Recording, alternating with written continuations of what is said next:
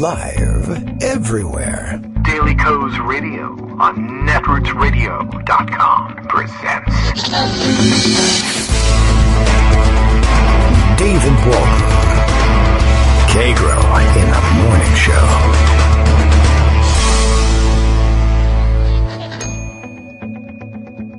Now, here's David Waldman. Hey, good morning, everybody. How you doing? It is Wednesday, February 12th, 2020. Wednesday in 2020, early 2020 anyway, means it's time to dissect the results of a primary contest somewhere. And as it turns out, it's in a state everyone knows about. It's early. It's New Hampshire. It's time to figure out what the hell went on, although I don't know if there's anything to figure out. It looks like the results are clear-cut in terms of the numbers. We're not having any problems with that, and thankfully that didn't crop up again. That would have been a real disaster. So the only thing left now is to dissect the post-game spin, I guess, right? Bernie Sanders has won the New Hampshire primary, not by a whole lot. And second place, surprisingly enough, was Pete Buttigieg. Third place, I guess really, the big story is that the more surprising thing here is that third place finisher is Amy Klobuchar, if I remember correctly. And everyone was wondering a number of things, including one, why wasn't that Biden or Warren, and two, how come third place is being celebrated as a big deal this time when it wasn't being celebrated as a big deal in Iowa when it was Elizabeth Warren? And the answer is, I don't know. Who knows? I mean, I can figure it out, I guess. I mean, I think Amy Klobuchar coming in third rather than just fading away and never being heard from again is a bigger story than, I don't know, than the third place finish in Iowa, which tells us nothing. Plus, of course, Iowa was such a mess in reporting the numbers that all stories emerging from that were going to be buried underneath the story of what happened with the nuts and bolts and the vote counting. Anyway, so here we are. Now, the bigger story than all of that, of course, is the fact that we are essentially engrossed in the contest to nominate someone to be smeared, investigated, arrested, murdered, pushed out of a window, something, when they dare to run against Donald Trump. Because the biggest story by far from yesterday in terms of what's happening in America really should have been something else. But we had an election, and so we had to focus on that, and that's where all the reporters were, and they had a game plan for talking about these things and covering victory parties, so that's what they had to do. But yesterday, Donald Trump basically pulled the equivalent of having of his threat to fire Mueller in the middle of his investigation in intervening in the case of Roger Stone, now facing sentencing, having been convicted of lying to the FBI and obstructing justice, etc., etc. In his case, essentially, he and Paul Manafort, the two top witnesses who could actually tell the courts the truth about what happened with respect to Trump, his relationship, if any, with anyone in Russia, WikiLeaks, the quest for finding Hillary Clinton's emails and breaking into her emails and et cetera, and using those against her. But instead, they opted to lie and then eventually be sentenced to prison rather than sink Donald Trump in court. And Trump is intervening in their cases. He hasn't really intervened too much in Paul Manafort's yet. I guess he's waiting to get them both done at once. But essentially, they've got their conviction on Roger Stone. He's set for sentencing on February 20th at the moment, today being February 12th, so just over a week from now. And the sentencing memos were due. The prosecution came in with a sentencing recommendation, apparently in line with all of the federal guidelines, of 7 to 9 years in prison for Roger Stone for what he's done. And I guess once word of that reached the president, and of course word of that is, they know it's not really supposed to be on the president's plate. Of course word will reach the president. He can read the newspapers. But they're being very secretive about how word reached the president because everyone knows this president doesn't actually read the newspapers. So once someone told the president that he was facing 7 to 9 years, and that he might try to lessen his sentence by agreeing to some sort of deal at some point, telling the prosecutors a little bit more or something like that, or maybe he would tell some other jailhouse informant what happened. The decision was made somewhere, wink, wink, to intervene and to instruct the prosecutors, who are career prosecutors for the most part, and long-serving and distinguished prosecutors at that, to change their sentencing recommendation. And you know what was really weird is they couldn't come up with a new recommendation. But what ended up happening was a new memo was submitted that argued that the original sentencing recommendation didn't reflect the thinking of the Department of Justice after all on all this stuff. And though they couldn't actually, when they thought about it, come up with another recommendation that was actually better, that made sense, that a lawyer would sign, they were pretty damn sure that the first recommendation was wrong and you should disregard it, and it was signed. They did get a lawyer to sign it, but they didn't get any of the 4 prosecutors on the original team to sign it. And in fact, by the time the dust settled last night, all 4 had resigned, either from the U.S. Attorney's Office there in D.C. or from the Justice Department entirely. So while they were able to dig up another warm body at Justice to sign the memo, it is interesting that they couldn't come up with any sort of sentencing recommendation that anyone would put their name to. The U.S. Attorney for the District of Columbia, likewise, is basically out of the game. She apparently was all set to leave her position in exchange for a counterterrorism position at the Treasury Department, and so had submitted a resignation as U.S. Attorney already. But guess what? The plug got pulled on both jobs for her. She'll be out as U.S. Attorney and won't be getting that Treasury job. She was set for a hearing before the Senate for confirmation to that Treasury job, I believe, later this week. But the problem is that if they had a hearing confirming her, or in preparation for confirmation, she would be asked by Senate Democrats, hey, what happened in the Roger Stone case? And she might answer. And so therefore we can no longer have her up for this job, and I guess she'll be bounced. So really there's 5 high-profile dismissals behind the, dismissals / resignations. I suppose you can't actually hang them as dismissals on Trump, but the message was very clear. And this is what you get taught in legal ethics classes, is called a noisy exit. When something happens, when the client makes some sort of unreasonable demand and says, you have to enter this plea for me even though I'm clearly guilty, or I told you I was guilty, or I participated in some crime to cover up my guilt that you know about, or some fraud was perpetrated, whatever it is.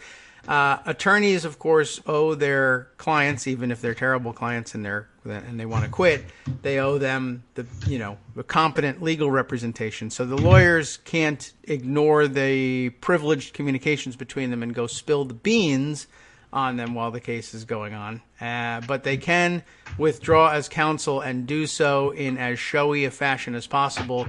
And it's a known signal to the judge when something like this happens.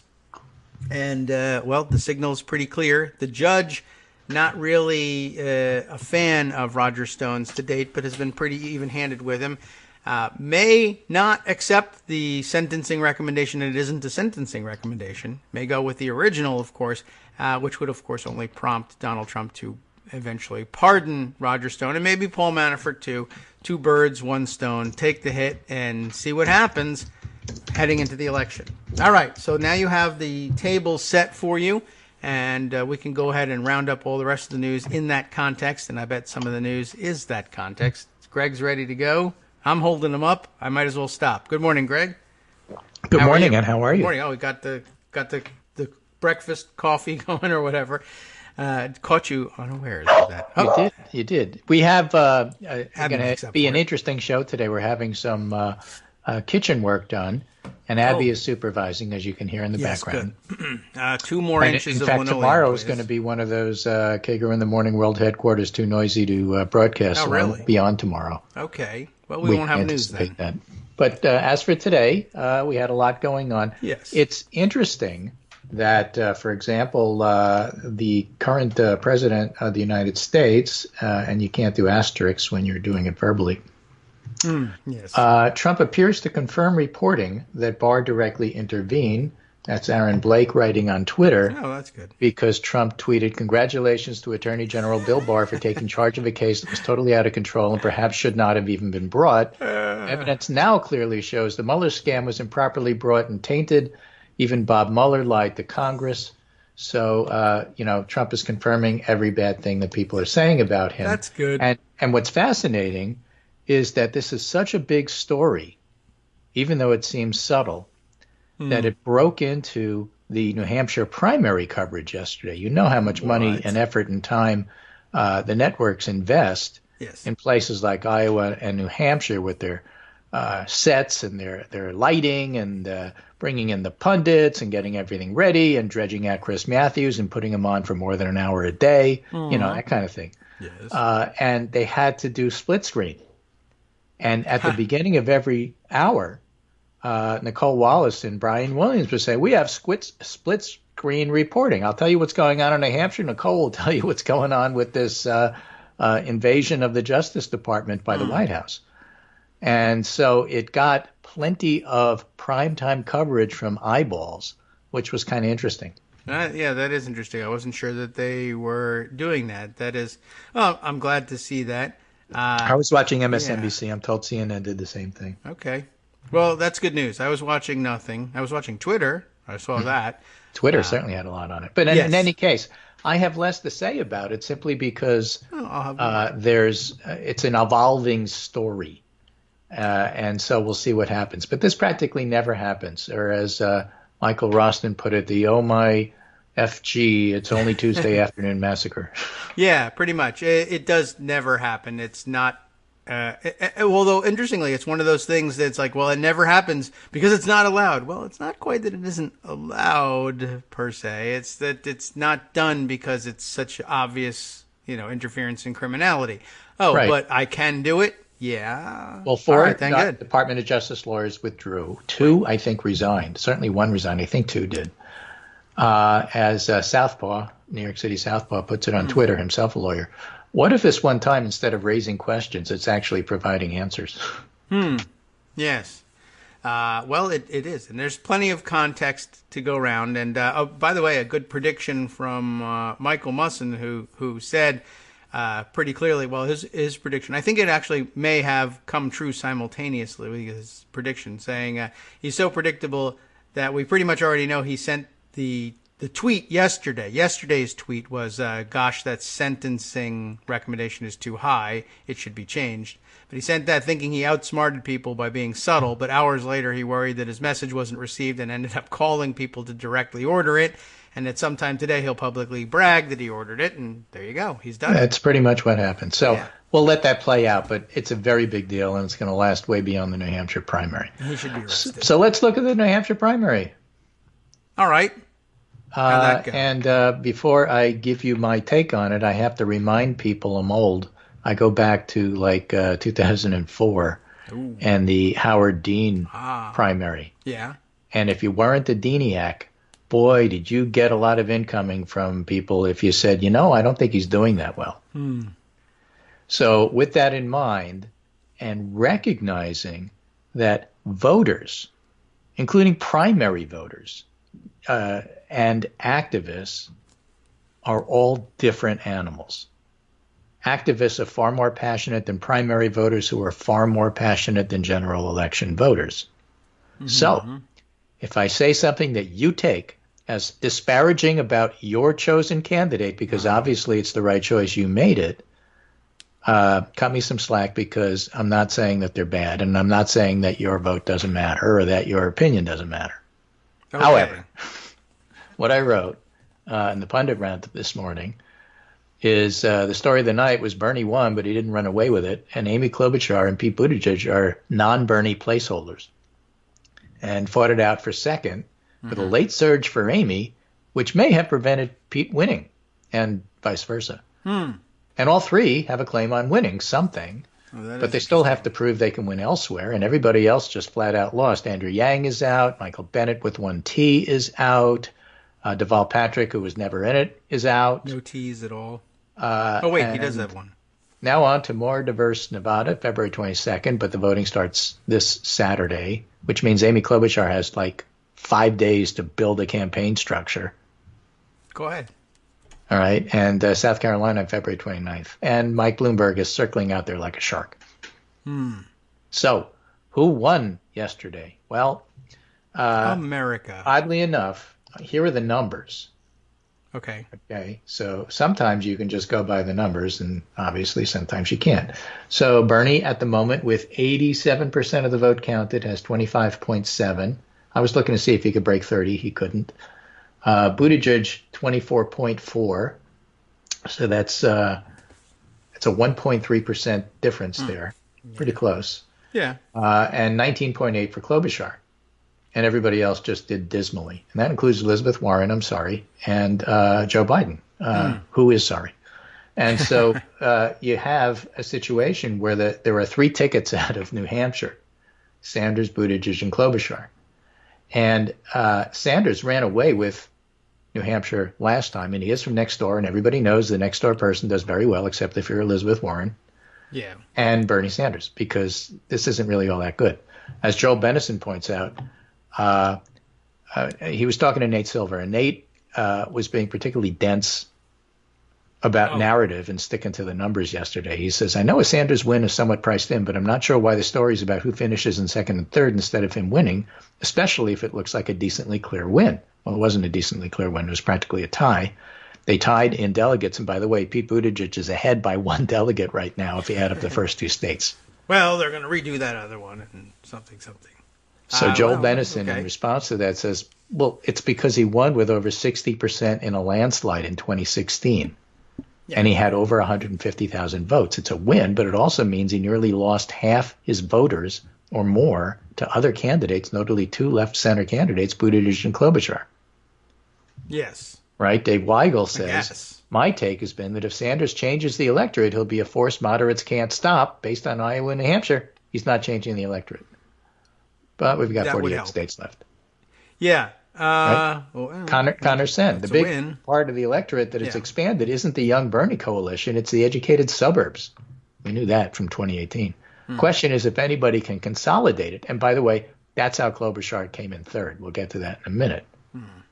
Okay. One more, I think, is Trip Gabriel, who said, number 1 story of the night, Amy Klobuchar. Sorry, Nate. Number 2 story of the night so far, Pete Buttigieg coming closer to Sanders than expected. So, and number 3 story of the night is that Biden tanked and left and didn't even stick around to see how badly he did. Yes. So, you put all of that together, but you have to add one more thing. The New Hampshire primary, Jamie Dupree wrote, Democrats hope this is the start of a political exorcism of President Trump as their frustration has been very evident. Job 1 is defeating Trump. A man told Joe Biden in Hudson on Sunday, I hate the man. I hate him. And 83% of those who voted in the Democratic primary said that they would vote for whoever the nominee is. So there's a lot of party unity there amongst the angst, and that's why I compare this to the Dean days. And you have to get past the fact that, if people said your candidate didn't do well when they didn't do well, it's not disparagement. It's, I'm looking at the numbers and they didn't do well. Now, here's an interesting statistic, and there's a number of them, including the fact that 50% of the voters, more than 50%, like 51% of the voters said the debate was crucially important in making up their mind. One of those rare times where a primary debate actually mattered, and that's how Klobuchar finished third. 44% of the folks who took part in the Democratic primary said they were registered, undeclared, or independent voters. What? It's New Hampshire, so they don't have to be Democrats. Yes, okay. I was like registered, undeclared, or independent. That's everything. You have to register as undeclared in order to vote. You can't be a Republican. You have to be something. Okay. So, but you can change your designation as soon as you leave the primary. That's the weird thing. I think they have an entrance table where you can say I'm a Democrat and the exit table where you can say no, I'm not, or something like that. Get a star put on your belly. Yeah, which is then taken off. So among them, of the 44% of votes who took part in the Democratic primary, yes, of the 2/5 who took part in the Democratic primary weren't Democrats. Oh. Okay, among them. Sanders got 25, Klobuchar got 24, Buttigieg got 21, and Biden got 8. Warren got 7.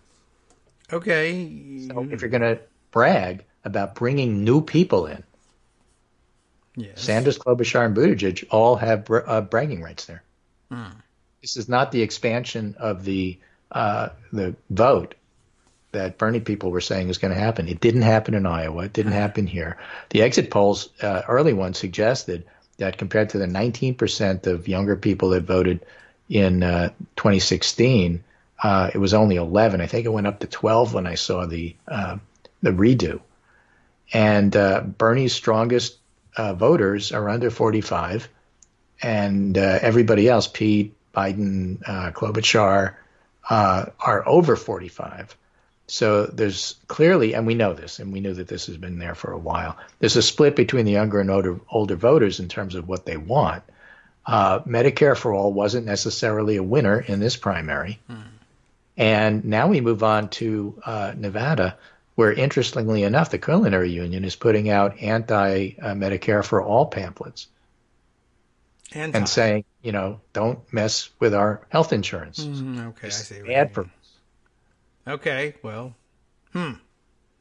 So, they're not going to endorse anybody, but they are going to run against Medicare for All. And that plays a big part in the Democratic primary. That doesn't mean Bernie loses, but I'm just saying there's a lot of headwinds there. So if you're a Bernie fan, let me put it this way. He's in P-O-L-E position.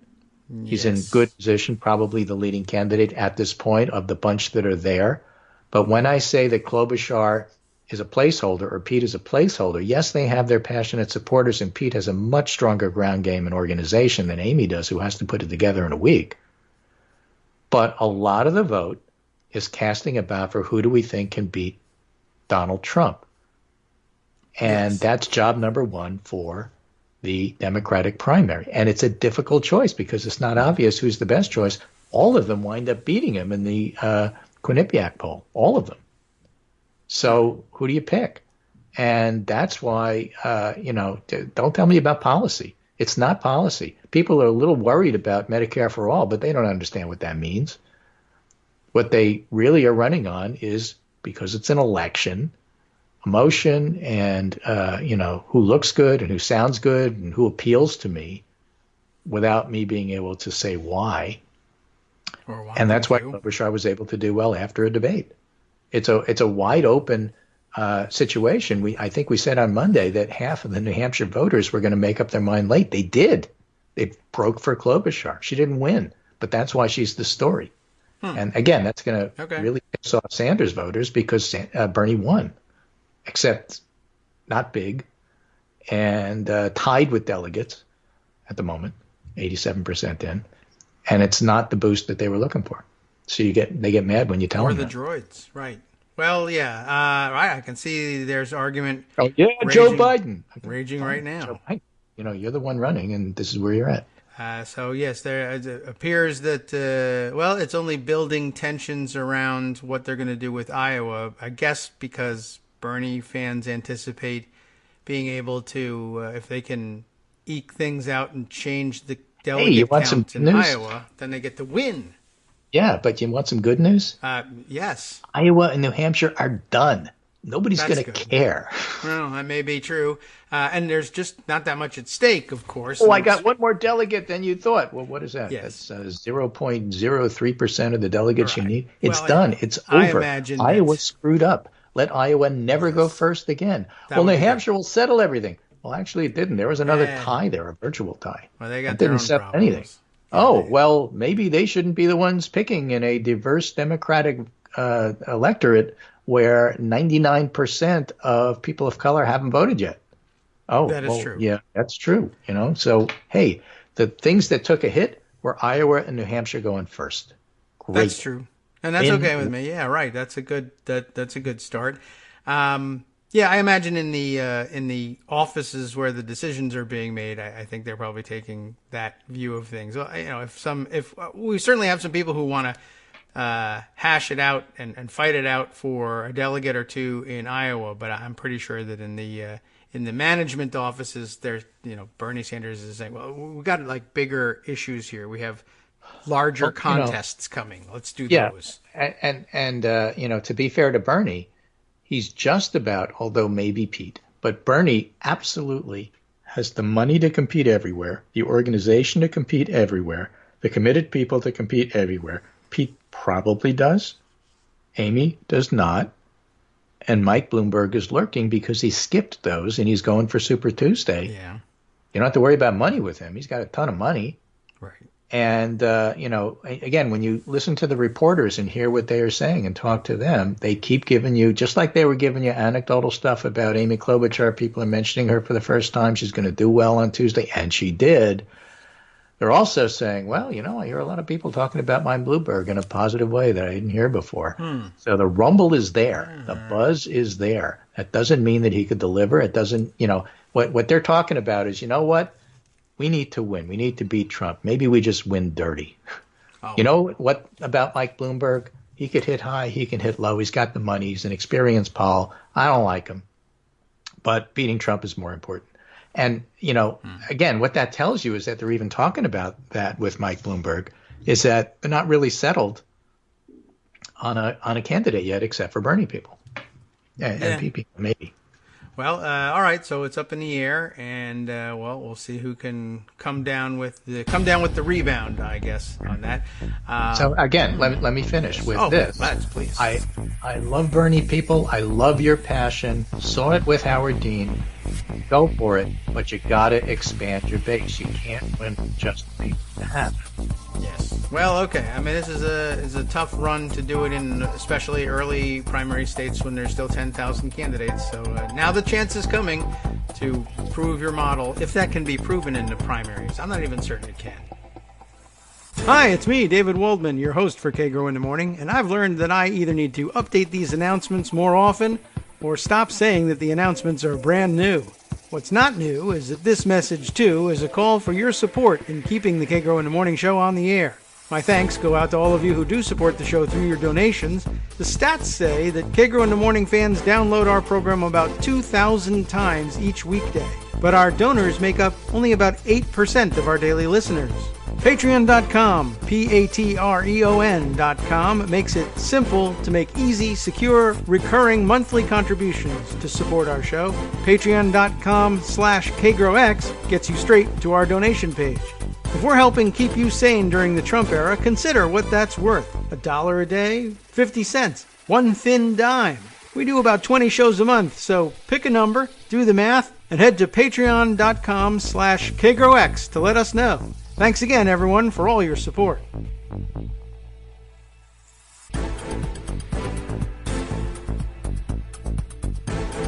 Welcome back now to the Kagro in the Morning Show here on Netroots Radio.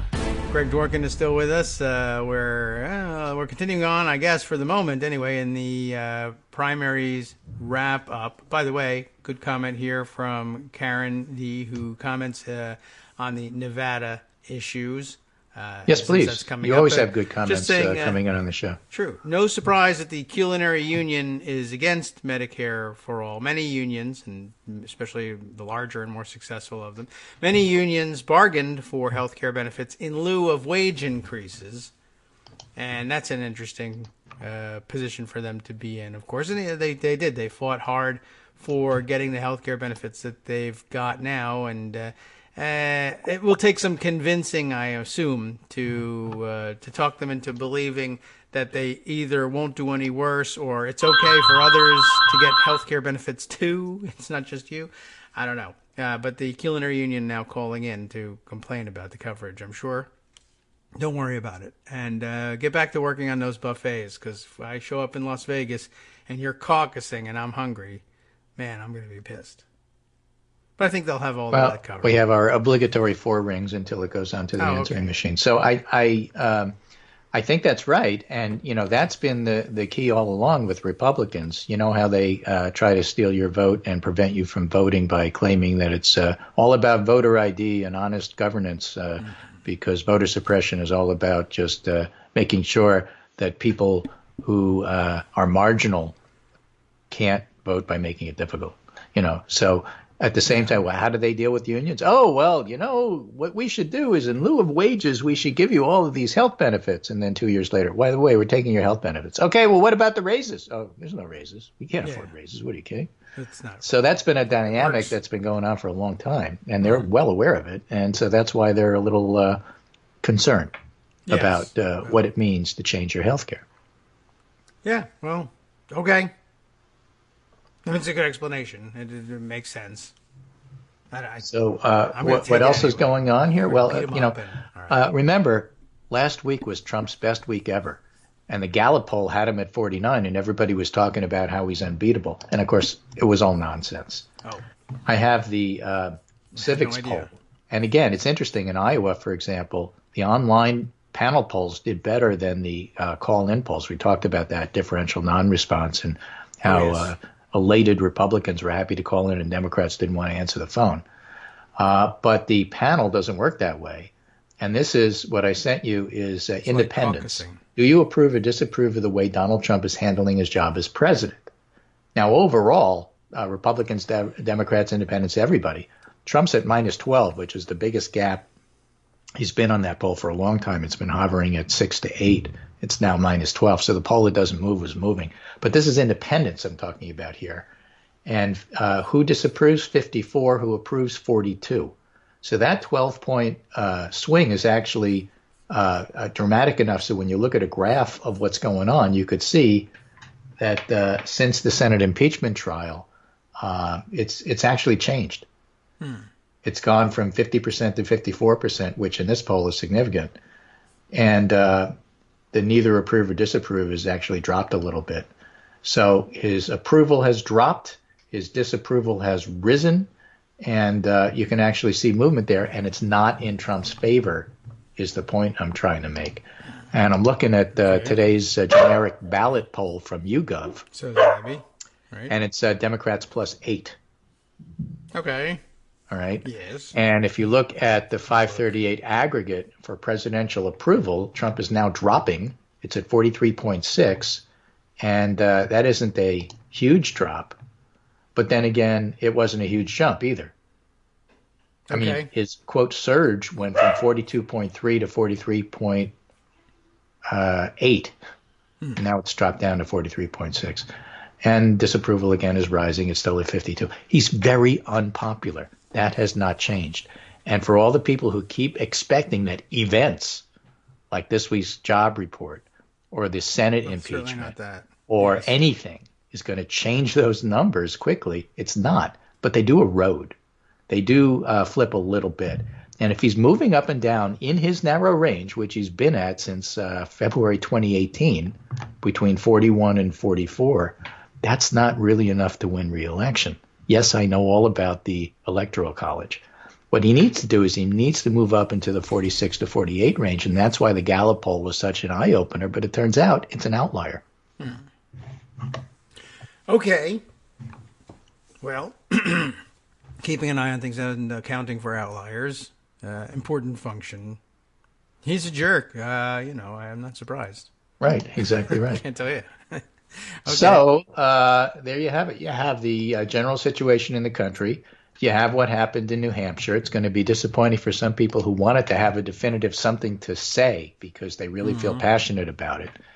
And then for those of us who don't have a particular candidate we've settled on, which sounds like half of New Hampshire, then you just watch and try to pick up the pieces afterwards and try to figure out exactly what it all means. Okay. Well, we're doing that now. Well, it's the day after, so it's a good time to do it. Oh. So do you have a candidate? Have you settled on anybody? No, but I usually don't. Out of habit, I usually hang back and wait. And this year, we have an early primary, but I guess I still have time to wait and see who's still in by the time I get to vote. I guess I'll vote on election day rather than early. And I don't know. I mean, I was, I guess, sort of leaning Warren-ish, but not for any huge particular reason. Her strongest suit is the stuff I'm usually least interested in looking at, during the primary season, which I hate anyway, which is to say the plans, the white papers, the policies, because I know how much it changes in between even Election Day in November and trying to actually get something done inside Congress. So I don't put a great deal of stock in that. It's interesting, and I like to have some window into your thinking, but she did take a somewhat different approach to her planning than I thought others did, and it was a little bit more reflective of the changes that come later. So I thought, all right, well, she's thinking this through, whereas other candidates just sort of say, oh, this is what I want to do, and I'm not really taking into account the fact that there's 535 other people in the way. But yeah, I don't know, and I just don't like to get that committed to it. Usually, since we have a late primary, what's the point of throwing my weight behind somebody passionately only to find out that they drop out 3 weeks before I get to even vote, or longer. But yeah, this one snuck up on me. I actually didn't know that we were going to be voting March 3rd, or rather, March 3rd, or I would have done something different, I guess. Yeah, a couple of weeks away. So Ron Brownstein writing in CNN, today may mark the end of the Iowa and New Hampshire monopoly. Okay, good. In this year's presidential campaign, the distorting effects of providing such power to two virtually all-white states and an increasingly diversifying party have grown impossible to ignore. The vote counting process meltdown in Iowa's antiquated and haphazard caucus system, which was, by the way, probably always true, it just got exposed. Yeah. A process used partly to circumvent New Hampshire's law requiring it to hold the nation's first primary, has further underlined the flaws in the existing order. Can you imagine? What if? Now, just bear with me here. What if it turns out that Iowa put together this creaky system just that they could go before New Hampshire because of New Hampshire law saying they have to go first in a primary? And then it turns out that it was all really done so that Iowa could get millions of dollars in reporter money who go to Iowa to look at the butter cow and see what's going on. Mm-hmm. But it really was a bad system in picking people. What if that all gets exposed? Then we'll have a party for being right. Yeah, I suppose. But that may happen. All right, so, party. Harry Enton writes, just remind you, Mike Bloomberg's favorable rating among black voters in New York State, where they know him best, is 61%. That's actually better than his favorable rating among all Democrats in New York State. Oh, okay. So, there is a absolutely racist-sounding clip of Bloomberg circulating, which was probably put out there by the Trump people.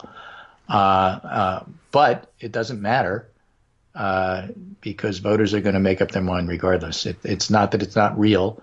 Stop and frisk, which Bloomberg again apologized for yesterday, was the thing back in the day that he was running. Before him, Rudy did it. And Bloomberg figured that's what you have to do in order to win. When he ran as a Republican mayor in New York City, he won 3 terms. He then turned independent. And people know this about him, at least from where he's from. Trump still supports stop and frisk to this day. Yeah, well. So he's not the one best positioned to point out to people of color that look at this guy. And so all of that gets factored in. People are complicated. When I say people are complicated, I don't mean the candidates. I mean the people who are voting, who have to filter all of this through and then decide what they want. And people do not vote based on policy. So again, a reminder, the Quinnipiac polling head-to-head, Bloomberg 51-42 over Trump, Sanders 51-43, Biden 50-43, Klobuchar 49-43, Warren 48-44, Buttigieg 47-43, and arguably people still don't know who Klobuchar and Buttigieg are, but all of them beat Trump. Yes, I know that it's a electoral college thing, but if you're beating somebody 51-42, you're not losing the electoral college. Trump isn't getting above low 40s. That matches where he is in his polling on job approval. It's not growing. He's not recruiting new people to his cause, and that is what's going on right at the moment. And all of that is a big deal. Yes, well, I certainly hope not. Now, of course, there's still the possibility of just totally cheating, but I don't know how you predict on that. So we can give ourselves a pass for that. If we have an actual election and people vote with all the mistakes, counting errors, and various corruptions of the electorate and that incompetence we usually have, then you can say, all right. And the oh my gosh, I forgot I had some votes that are in the trunk of my car I didn't count yet. Yes, that's true. We should dedicate the whole election season to exposing how inexact this stuff really is. Well, we've done that. I mean, the fact that we saw that in Florida 2000, our electoral system is not built for super close elections. It just can't handle it. Yeah. Well, that's true, and and then when you find out how close some of them really are, then you find out that they're sometimes settled by putting your candidates' names in film canisters or hats, in a hat, coin tosses, right? Pulling them out in a three-way tie. Yeah, how do you like that? For ultimately, we all thought that the real crime was that if 5 justices say something is legal, then it's legal. Or the traditional American way, which is to go outside for a duel. Yeah. Oh, right. Well, we have done that as well. That'll settle it. Yeah, sometimes. All right. So where we stand now, just so people know, Pete Buttigieg has 22 delegates. He only needs 1,969 more. Well, Bernie why not? Has 21. Everybody? He only needs 1,970. Okay. Well, he has less time to get them than he had yesterday. So, right. I don't know. All right. So it's a virtual tie, and I guess if we really, really enjoy watching people taunt one another over the one delegate difference and how that might flip if you just spend all your resources trying to relitigate Iowa, while South Carolina and Nevada are looming, I'll be very interested to see how much attention the actual campaigns pay to trying to relitigate the Iowa delegate or two. You know who's rising in Nevada and South Carolina? No. Tom Steyer, who's spending a ton of money on advertising when nobody else is. Huh. What happened to that other rich guy? Bloomberg also. Yeah, okay. But Steyer is really concentrating on South Carolina. All right. I mean, amazingly so. I'm going to send you this tweet from Elliot Morris, who's following this. Why not? But it's pretty remarkable because he happened to pick Tom Steyer as bright green, so it just jumps right out at you. Oh, fun. All right. So if you open up the graph there, which you'll leave for your listeners in the summary that gets done later. But look at Tom Steyer in South Carolina. He's just about tied with Joe Biden, who's falling. Yeah. That's funny. This color scheme is not that great, but it's good for Steyer, as you pointed out. It's good for Steyer. I mean, you can't figure out anybody else, but it's good for Steyer. But it's and you can also see Nevada that Steyer's rising. Yeah. A Steyer is born. This is terrible. Anyway, that is interesting. Well, what confusion that creates. And don't forget, Bloomberg's not competing in those states. Not those either? He's doing generic advertising. He's doing more in North Carolina than South Carolina, I think. Well, it's closer to New York. I don't know. He's got enough money to do everywhere. So I guess that's true. You could put it on a plane and fly it a little further south. Right. Anyway, that's my summary for today. I think I have enough in there to kind of tick off everybody. Yeah. If you have a candidate and you really care about them, you're going to be annoyed if your candidate doesn't get covered in the way you wish. But, my reaction to that is the way it always is. Well, if you want to do it, do your own podcast. Oh, yes. Right. And you should. Everybody does. Right. I mean, I think that, the American economy runs on podcasts now. I don't even have a candidate and I have a podcast. Right. Maybe I'll finish going back to New Hampshire because James Pindell, who I really like, has a piece in the Boston Globe, and he's covered New Hampshire for years and is pretty good up there in terms of figuring out what's going on. And he's got a column called Why New Hampshire Went Down the Way It Did. So do you want to hear about Pete? We already did Amy. Sure. Interestingly, Amy pulled a lot of votes from college-educated areas. Not college areas, but college-educated areas. They're not educated. So suburban Liz Warren voters.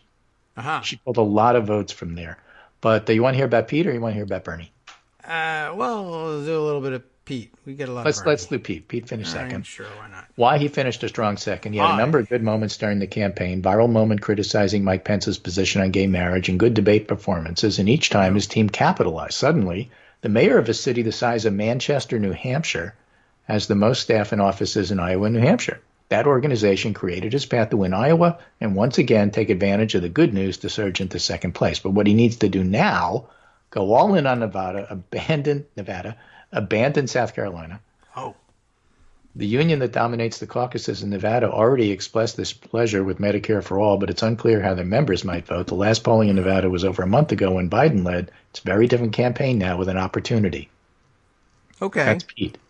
For Bernie, why he finished first, he now holds the record for the largest percentage win in a competitive New Hampshire primary and the smallest percentage win in New Hampshire primary, just 4 short years apart. But he won because he created his own deeply loyal base of supporters and then kept them. What he needs to do now is spend money and win a resounding victory on Super Tuesday. 3 weeks from now, no candidate except Mike Bloomberg can compete with Sanders in campaign cash, name recognition, and staff. If Sanders does well on that day, he will be hard to stop. So that's where it stands. That's a fair read on the whole thing. Sure. And you got Bernie in there anyway. Yep. Okay. All right. Well, I will accept that analysis of it. I don't know what else to do. It's very interesting, and it's an interesting dynamic. Thing I like about the show, David, listen to me, because you don't have any choice. Yeah, right. I mean, you can hang up, and it just looks bad. True, right. The optics of it, or this is audio, but still. I forget the technical name for it. It's cooperative interrupting that I do. Yes, right. We promised to look that up again one day. I keep forgetting. All right. Well, this makes a certain amount of sense, and it's an interesting observation. The largest margin and then the smallest in 4 years apart. True. But totally different race, obviously. Mm-hmm. Yeah. All right. Well, I don't know what else to do but to say, all right, well, I guess we sit here and wait for the next one.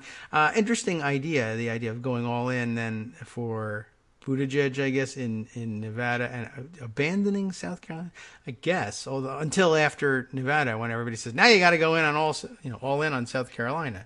Right. You got a day. And, the question is going to be is, all right, well, if they don't, who will? Are you ceding South Carolina to Steyer? Yes, clearly. You saw the line. That would be really surprising. No matter what happens in Nevada, if it were to work because Steyer's going to win because he has the best color line on Elliot Morris's graph. What color are his signs? And you know what? This whole primary stuff has been decided on less stuff than that. Since for the most part they're all not that different in terms of policy, and the goal is to beat Trump, which they all want to do and apparently all can do.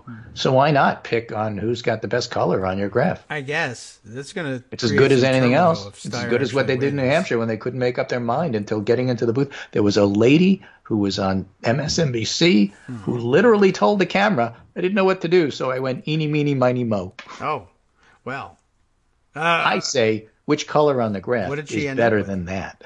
Yeah, I guess so. That's probably, at least people can look at it for themselves and decide if you made it. Okay, exactly right. I don't even know which ones you were deciding between because you wouldn't tell me, but at least I can look at the graph and see what you're talking about in terms of that color.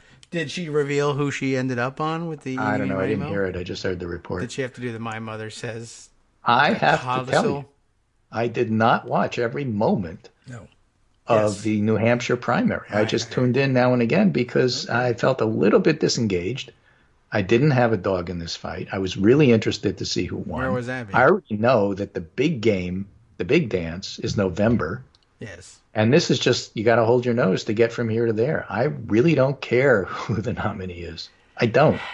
Whoever it is, I feel I'm bad voting. saying that. So I'm not certain I will commit to saying I don't care. I guess I got to vote for somebody when the primary comes up, and I will. Let's see who's standing. Yeah. But it doesn't matter. I guess. I'm the 83% who will vote for whoever it is, and I'll be happy with it. All right. Well, I'll certainly be charged up to. In the meantime, vote I'll against criticize Trump. you until you are that person. Yeah, right. Because we're Democrats, and that's what we there. do. And then I did We're not see adults. you retweeted somebody yesterday who said, by the way, who had said, I pledge to support the Democratic nominee up until the day that they are sworn in, and then I go back to criticizing them from the left. Exactly, and that's the right way to do democracy. Yeah. Well, you can't be complacent in it, so all right. I think that was a fine representation of where I expect myself to be.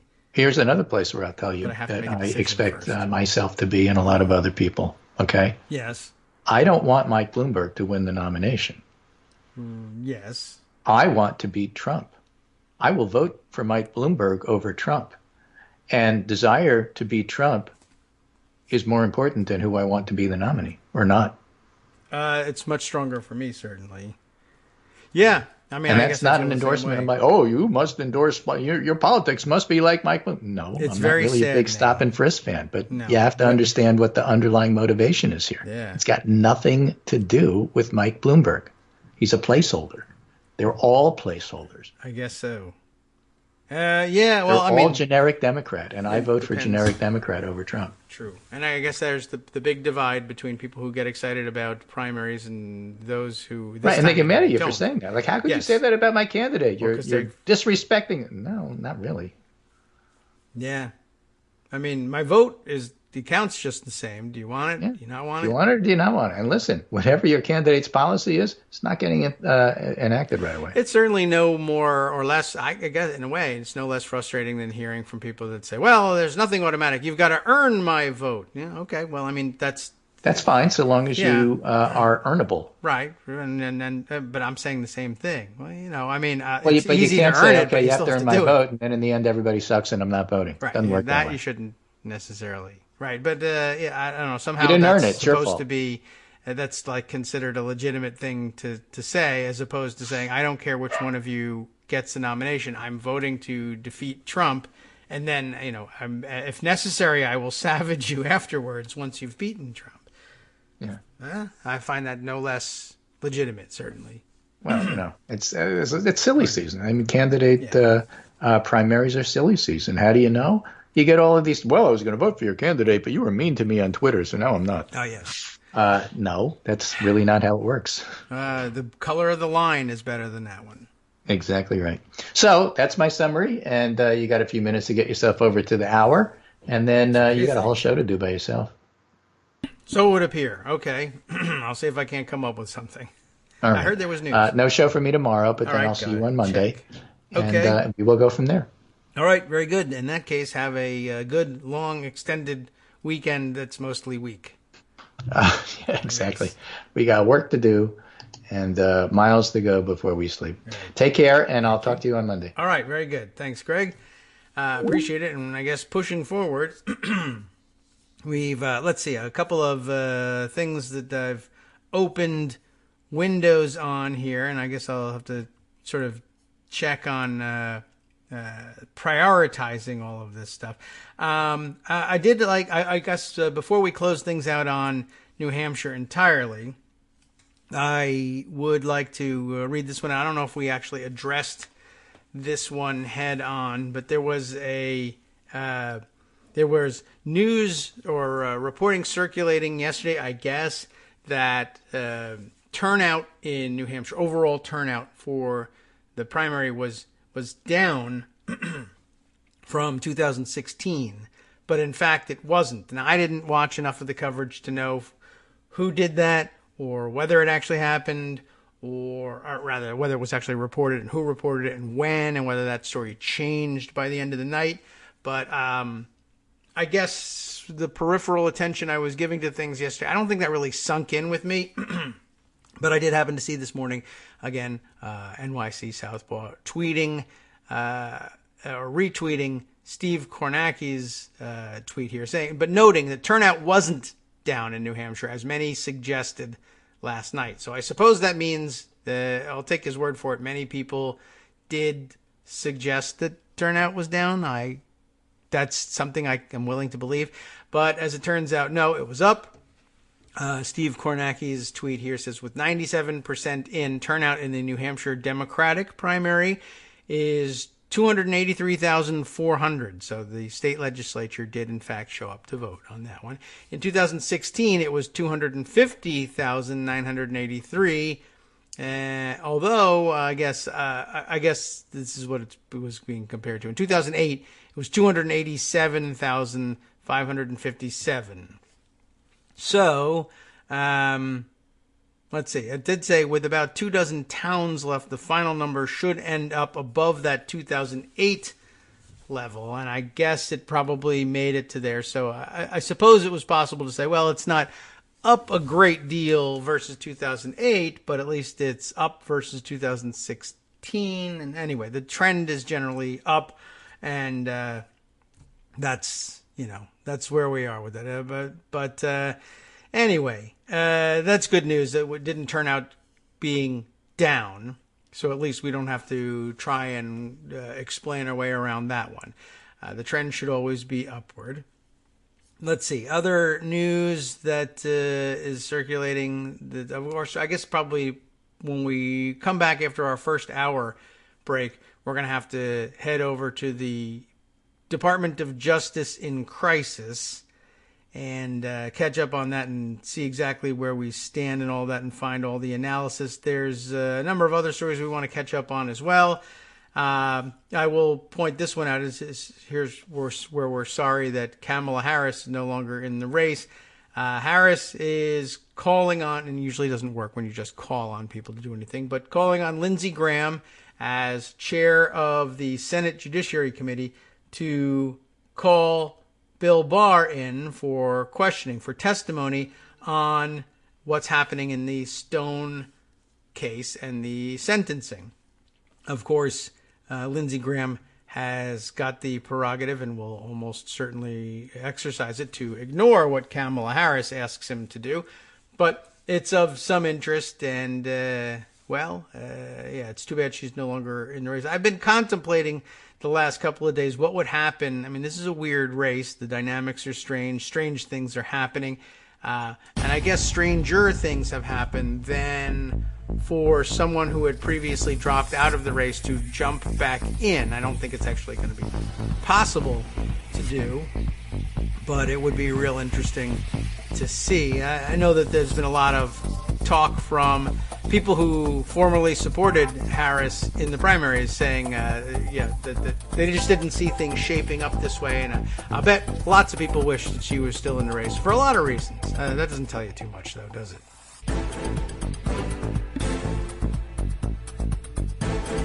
Welcome back now to the Kagro in the Morning Show here on Edwards Radio. Time for us to drag our way through the second hour and then run out of time and lament the time that we wasted at the top of the hour talking about how we were going to fill the hour. Are you ready? Okay. Oh, one more comment here from Karen, who says that her problem, and maybe it describes a lot of you, is that I support no one, in particular, that is anyway, but would vote for any of them against Trump, though she adds that she would have to ask her husband to drag her ass to the polls, and that's not, I guess that you could vote with your ass if you like, I suppose. Drag her ass to the polls to vote for Sanders. Okay, and I'm certain that there are lots of people that others would have to be dragged down for, but, that'll be the job, dragging people to the polls, and just have them start dragging early, because that way you have that much more time to get it done. And if you fight along the way, you won't be late and miss the polls. All right, let's see. Let's see. I think we shift over to the Department of Justice problem. I ended before the break by mentioning that Kamala Harris was calling for testimony from Barr. I'll read that entry from Politico, not so much because of the import of the news of a Democratic minority, that is to say, senator, asking for the majority to haul in the attorney general from the majority's party for questioning. That's not likely to happen. But it's a good backgrounder on what happened and who's calling for what before we get into some of the other articles. So again, Harris asks Graham to bring in Barr over Stone sentencing. She wants an explanation of the handling of the Roger Stone case. We all do. It's just a question of whether we're going to get it. Probably not in that context. Now, where Democrats would have the power to call Bob Barr in is in the House, where they hold the majority. Now, that's not the same thing as the power to get Bill Barr to actually come in, but at least the call could go out from the Democratic side, which I assume would be ignored by Barr, which could, all by itself, even absent all the rest of this stuff, add up to an impeachment article, as it should. But even by itself, even before you call them, I think you could probably hash out articles of impeachment based on this and other things. Remember that this isn't the first interference, even in the last couple weeks, from the Attorney General and Department of Justice on sentencing of former Trump co-conspirators. Michael Flynn's case, too, is being manipulated by the Justice Department as well. And I guess that might get some mention in here, but if not, there's plenty of articles waiting in the wings. Senator Kamala Harris demanded Tuesday that Senate Judiciary Chairman Lindsey Graham bring in Attorney General William Barr to testify about the Justice Department's handling of the sentencing of former Trump campaign advisor Roger Stone. The California Democrats' request comes after the Justice Department backed off a previous recommendation for a 7 to 9 year sentence for Stone for impeding federal investigations into connections between the 2016 Trump campaign and Russia. The Mueller investigation, essentially. The DOJ's revised sentencing recommendation occurred after President Donald Trump tweeted that the initial recommendation was horrible and very unfair, though a Justice Department official, speaking on condition of anonymity, insisted that the decision to retreat on the sentencing recommendation was made before Trump took aim at the initial proposal. That, come on, in all likelihood, a lie. How do you read a Trumpster comment? No, it wasn't made before then. It was made because of it, and that's that. The revised recommendation appears to have prompted the withdrawal of the fourth of all four prosecutors handling Stone's case. The Justice Department's decision to overrule its career prosecutors immediately after President Trump's tweet calls into question the independence and integrity of our legal system, Harris wrote in a letter to Graham. Failure to meet basic oversight responsibilities in the face of such alarming news would send a signal to this and future administrations that the Senate no longer conducts itself as a co-equal branch of government. Though you could argue, well, it's Congress that's the co-equal branch, not the Senate, but I get your point. Harris requested that Barr speak to the committee so that the American people can understand the Justice Department's decision to overrule its career prosecutors in this case. The revised sentencing recommendation also prompted outrage from Democratic leadership. Senate Minority Leader Chuck Schumer sent a letter Tuesday to DOJ Inspector General Michael Horowitz requesting an investigation into whether any political interference affected the sentencing recommendation. It did, of course, and Trump was maximalist in playing it up yesterday and saying, I have an absolute right to tell the Justice Department what to do. But then his second line was, but I didn't. I stay out of it. And then what else? What was this stupid line? I stay out of things you wouldn't believe, or whatever. I stay out of things in ways you wouldn't believe, for so many things you wouldn't believe. I believe you stay out of everything in terms of substantive direction that makes sense. I believe you just have, cranky temper tantrums at the last minute and intervene at that point. But certainly the policy formulation up to the last second, I believe you stay out of that. No problem.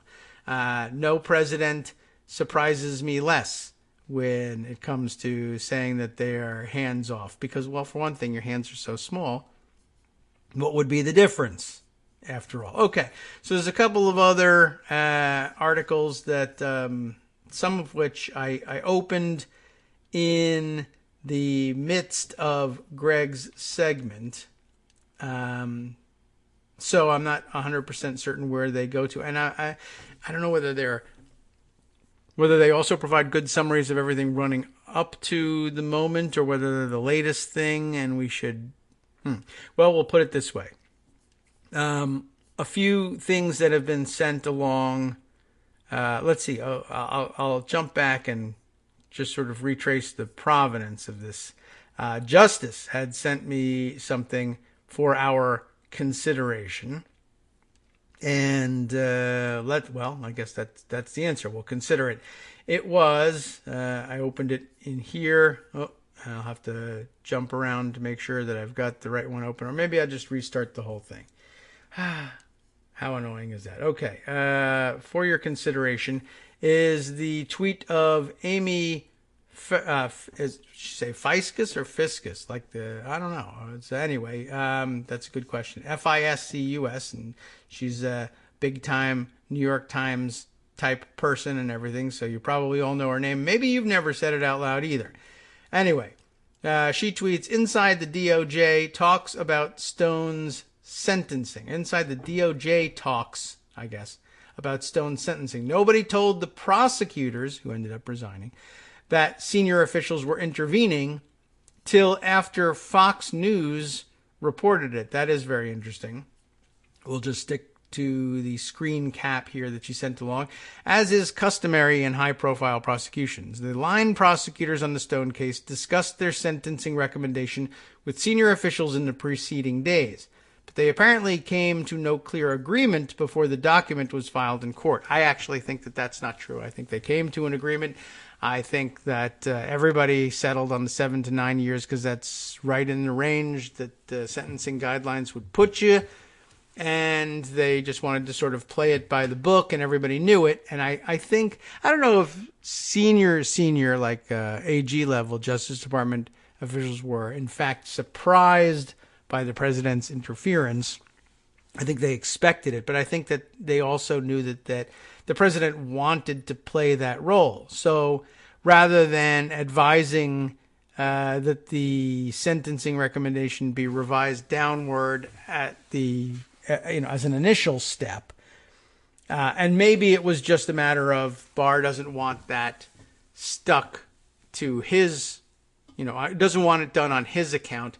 He wants it done on the president's account. It's a combination, perhaps, I would guess, of knowing that the president wanted to be seen as having bullied his way into it.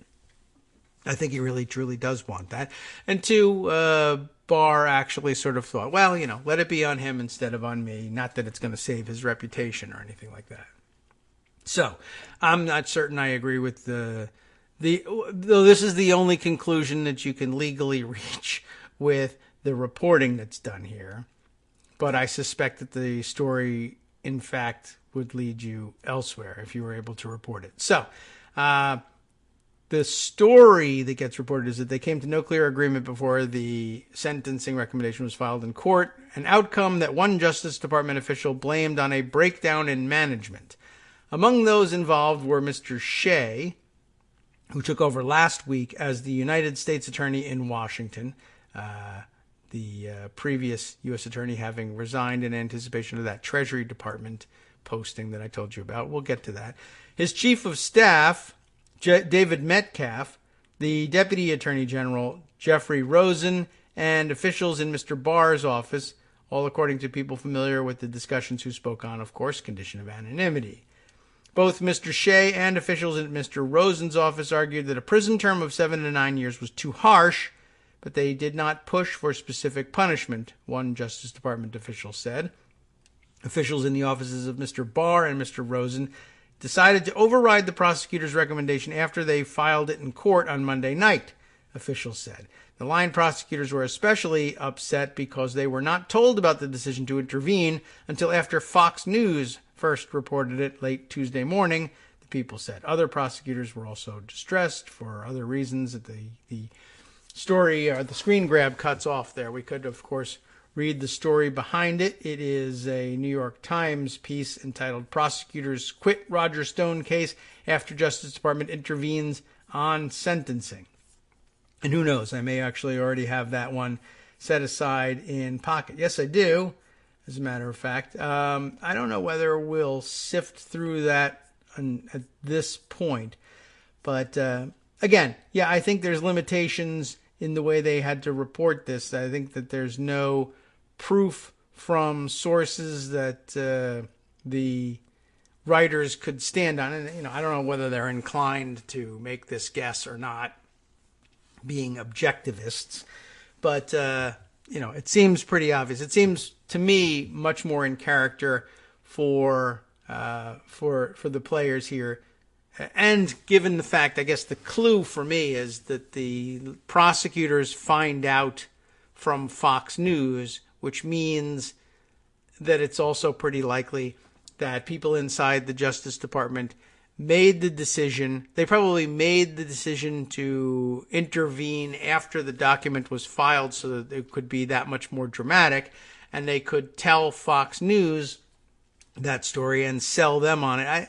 Fox News would probably be bored by an initial filing that sought, let's say, 2 to 3 years in prison. Like they would say, why is that good news that you're recommending 2 to 3 years in prison for Roger Stone? We like Roger Stone, and we think Roger Stone did nothing wrong. That's not an exciting story for us. Well, what about this?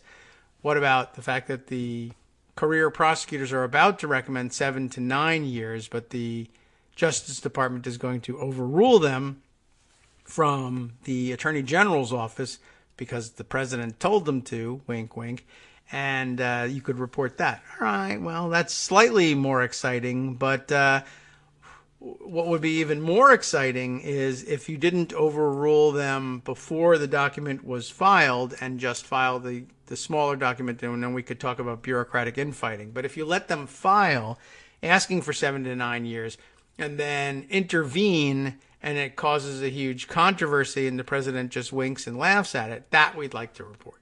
All right. We were thinking of doing that anyway, but okay. No problem. We can make that work. Do I have proof that it happened that way? Not enough to publish, but it's my guess anyway. I just think that they love that sort of drama. And certainly the idea that Fox would be first with the news and the first to tell the now dejected and resigned line prosecutors, I thought that they probably thought that was just more delicious way of delivering this stuff. Speaking of the satisfaction people are taking in it, there's another thread, once again, turning back to NYC Southpaw, who usually has good commentary and good curation on subjects like this, retweeting a screen grab of Donald Trump's tweet, labeling it satisfied customer, and circling a particular part of the tweet that reads, just as Greg delivered it to us, congratulations to Attorney General Bill Barr for taking charge of a case that was totally out of control and perhaps shouldn't have been brought in the first place, etc., etc. Now, the analysis that goes on from there, this might be obvious, but it bears repeating, he says. And you know what? Were we ever sure? Did we ever definitively establish what the pronouns are for Southpaw? I don't know. I don't think that's the case. This might be obvious, but it bears repeating. The Roger Stone case and the Michael Flynn case, see, both originated in the special counsel's office under regulations designed to make it difficult for political appointees who might favor the politician who appointed them to interfere, right? These were two cases that originated there, probably should have been brought to a conclusion there, but instead were referred out and put back in the hands of the political appointees who would seek to minimize their impact, let's say. Barr's manifest interference in these cases, which the president who appointed him is celebrating this morning, was facilitated by the sudden shuttering of the special counsel's office shortly after Barr's own confirmation and the transfer of its ongoing matters to U.S. attorneys' offices.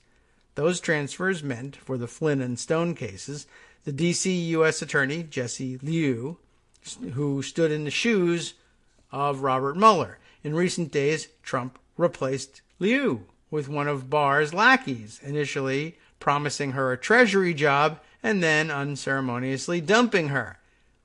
Mueller documented all the ways Trump tried to fire him and damage his prosecutions while he was still on the job, and the White House aides that stood up to him.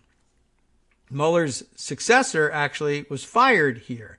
Mueller's cases were damaged, and all the line prosecutors could do is resign. Had Trump and his goons forced out Mueller and scuttled his prosecutions, it would have been a top-level crisis. The same should be true for the people finishing his work. It's also a reminder that we never learned why Mueller closed his offices so suddenly with so much left to do.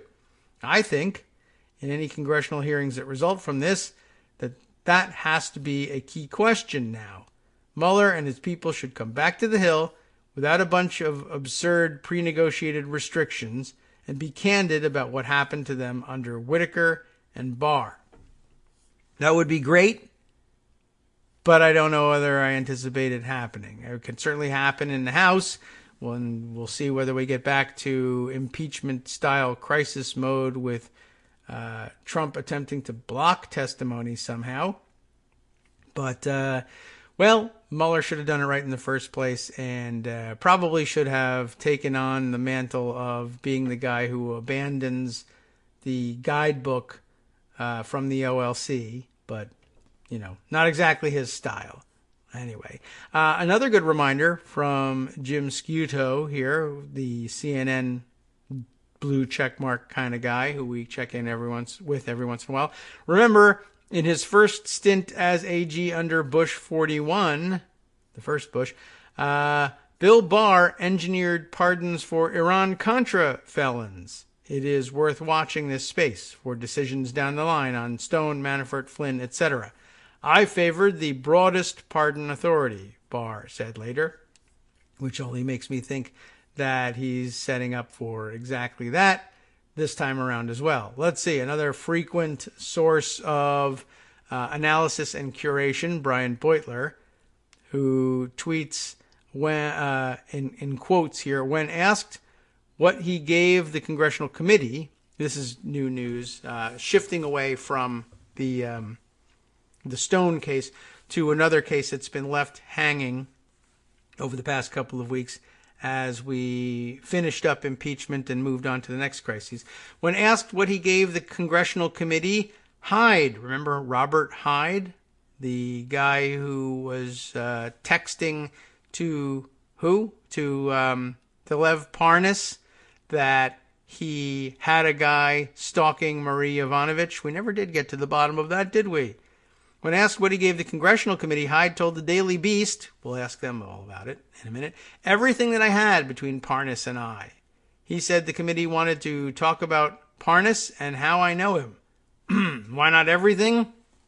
This guy was in thick with the Republicans, including Trump. So I guess he's willing to give up everything he had on Parnas, but not necessarily on all the Republicans. This, by the way, comes attached to the tweet of Joseph Baracato, senior editor at Yahoo News, who is tweeting that the accused Yovanovitch stalker, Robert Hyde, is now supplying documents to Congress. So let's take a look at that reporting, and perhaps we'll see whether the Daily Beast requires an independent read as well. Okay, look at this. It's Yahoo News. No wonder. We won't have to do that because Joseph Baracato, in his capacity as Yahoo News' senior editor, has chosen to include in the Yahoo News feed the Daily Beast reporting of Aaron Banco, Adam Rawnsley, who have written this piece. So I guess I don't have to go to the Daily Beast for it, although interestingly, did they put two? No, same headline. And so, we'll read shall I read the Yahoo News formatted version of the Daily Beast reporting? Why not? It looks easier to read. Not long ago, he was accused of tracking a U.S. ambassador from the shadows. Now he says he wants to step into the light and share what he knows with Congress. Robert Hyde, who just wants to be in Congress probably, the Trump donor with ties to indicted Trump World associate Lev Parnas, has recently communicated with and provided documents to the House Foreign Affairs Committee about its investigation into the campaign against former Ambassador Marie Yovanovitch in Ukraine, the Daily Beast has learned. Hyde, who is running for Congress in Connecticut's 5th District, made headlines last month when Democrats released messages to the public that showed Hyde in communication with Parnas, the former Rudy Giuliani ally, who pleaded guilty to charges of funneling money from foreign entities. The pair spoke about Yovanovitch, and the messages appeared to show that Hyde had the ambassador under physical surveillance in Kyiv. Multiple media outlets suggested he was stalking her. Hyde later told the media he was never a close associate of Parnas and was only joking when he texted him about the ambassador. When asked what he gave the congressional committee, Hyde told the Daily Beast, "Everything that I had between Parnas and I." He said the committee wanted to talk about Parnas and how I know him.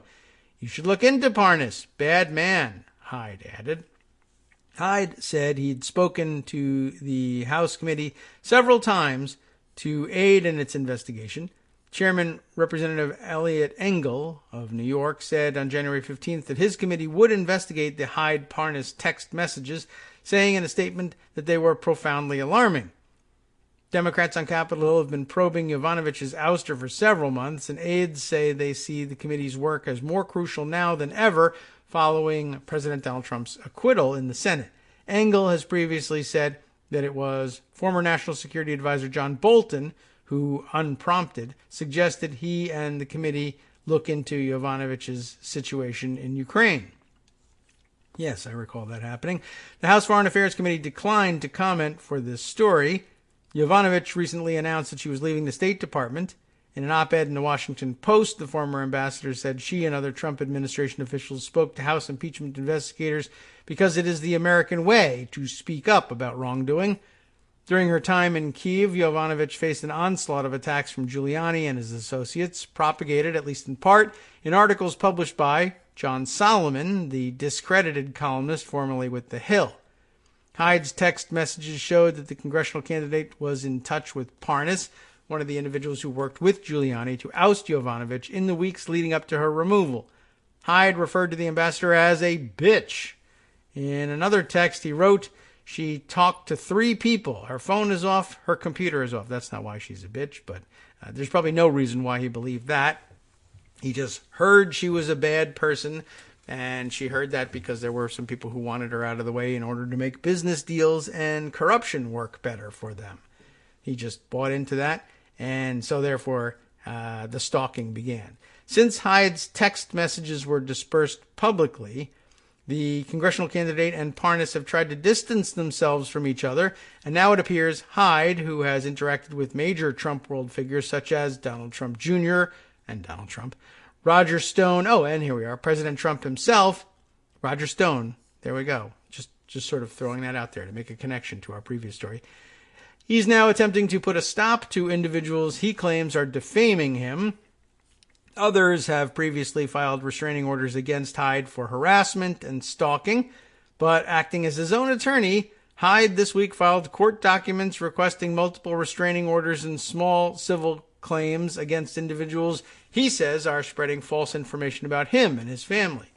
It's actually a familiar tactic among weirdos in Trump world, actually, and there's a number of stories swirling out there, not all of which we'll be able to get to today, that indicate that that's a very popular tactic. Hyde has previously said that a Dutch man named Anthony de Callaway pushed him to provide information to Parnas about Yovanovitch. We never did get to reading the whole profile on that guy either. And there are some out there, too. De Callaway sued Hyde for $30,000, claiming he did not know who he was and that his reputation had been damaged beyond repair because of the congressional candidate's comments. This week, Hyde filed a statement of claim for personal tort against de Callaway, asking for $10,000. "Anthony is going around slandering and defaming me," Hyde wrote on the form. "He is hurting my personal life and business. Him going around and asking me to do things on his behalf while lying as to what he is or was has made my life difficult and has caused severe pain and stress while we met at Trump Hotel, D.C. I don't think this is a well-formed complaint. But anyway, he filed an additional complaint for slander and libel. "He used to stalk me at Trump Hotel, Washington, D.C., Hyde said. "Anthony put my family, myself, and my company in harm's way. He misrepresented himself. In doing so, he harassed and threatened and defamed me. I'm asking for the court to have him cease and desist in contacting me and to retract anything he is saying." Yeah, court-sanctioned takebacks. That's what's happening.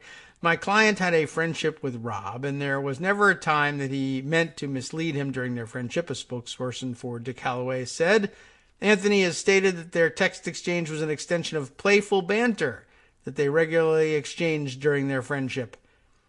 Hyde also filed a complaint for libel and slander, a motion for a temporary restraining order, and small claims suit for $10,000 against Rabia Kazan, the president of the Middle Eastern Women's Coalition and former Trump supporter. Let me just call time out on that. It's not that the name rang a bell, Rabia Kazan, but president of the Middle Eastern Women's Coalition and former Trump supporter. That does ring a bell. And it's not mentioned here, so it's worth pointing out here just from memory. The Middle Eastern Women's Coalition is one of the supposed previous employers of what was that girl's name again? I can't even remember. The kid who's working for Giuliani as communications director and communications consultant. Remember that weirdo that we were talking about just a couple weeks back? That was one of the fake jobs that she had listed, and her name isn't even mentioned in all this. Well, we got 2 minutes for me to find those articles and look that up. Hi everybody, it's me, David. Let's change things up from the old fundraising pitch for just a minute and talk instead about how you can be a part of our show. If you've got a smartphone or any other electronic recording device, why not sit down and record a segment for us? Read us an important article and give us your take. Read one of your own original essays, or even just give us your commentary on something you'd like to share that's important to you. Then send the file to me at kagrox@gmail.com, and I'll try and work it into the show. Short segments, a few minutes in length, are easiest to fit in. And of course, I can't always guarantee that I'll be able to play everything, but if you've ever shouted at your radio or TV about something you wish was being covered, here's your chance to change that. Make the show your own. Send your submissions to me at kagrox@gmail.com.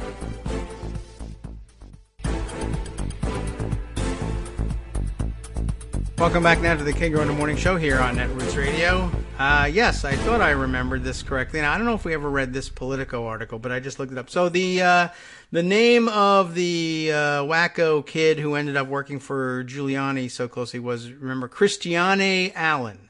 Christiane Allen, the Instagram phenom who somehow turned her, I don't know, her nascent influencer career into an actual job as Rudy Giuliani's communications person.